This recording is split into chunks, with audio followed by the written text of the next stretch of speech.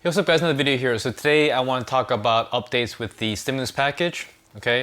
And unfortunately it doesn't cover stimulus checks, but there is some interesting piece of news here. So Pelosi told reporters at the Capitol Wednesday that she doesn't want stalled negotiations for another round of illness relief to drag until the end of September when government funds are set to expire. She says, quote, "I hope not, people will die."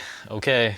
Whatever you say. The House is currently scheduled to next return for vote in the middle of September, although Democratic leaders have told members the chamber could return before then if they can reach an agreement with the White House for a stimulus package before then. House Majority Leader Steny Hoyer said he would give lawmakers 24 hours notice to travel to Washington for votes. Quote, "Democrats seem to be done being reasonable," McConnell said. Pelosi reiterated her offer for Republicans to up their price tag by $1 trillion, with Democrats lowering theirs by the same amount. Democrats previously passed a more than $3 trillion package in the CARES Act, and the Republicans have said that a $2 trillion bill would be too steep, with Steve Mnuchin arguing state and local governments do not need as much money as Democrats are proposing. Okay, so we clearly see that this past weekend, even though Trump has signed the executive orders, the Democrats are too chicken to actually bring him to court. So I don't know what they're doing, but again, they are painted into a corner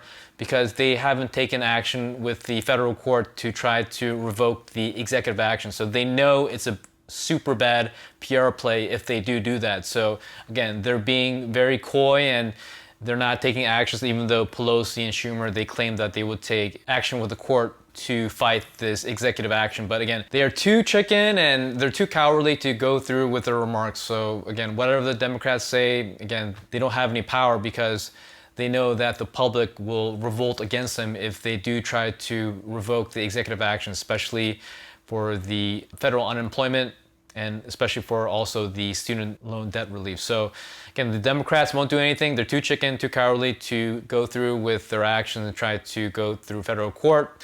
And they won't be able to get their $2 trillion kind of compromise amount. So they will have to relent with anywhere between $1 and $2 trillion. So I don't think the Republicans will drag this too much further, but they will have to go closer to the $2 trillion mark versus the $1 trillion mark because the Democrats will never work with them if it's not closer to $2 trillion. But I imagine it'll be less than $2 trillion, maybe $1.5 trillion, possibly $1.5 to $1.75 trillion.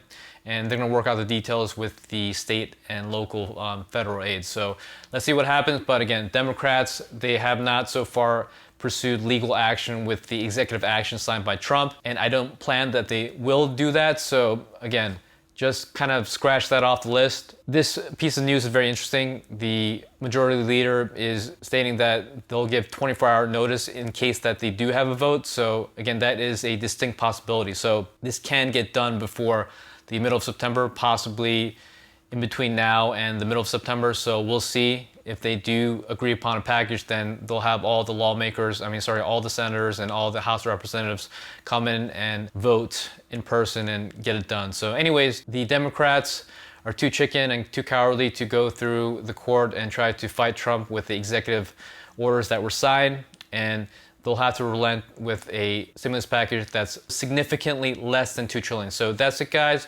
Hopefully you liked the video. Please like and subscribe. If you are interested in my book, please check out the link below on Amazon. It describes how I, at 35, became a multimillionaire by only having salary position from 40K to 81.5K from the ages of 22 to 35. It goes over income, expenses, and more importantly, investing. So that's it, guys, and stay tuned for the next video.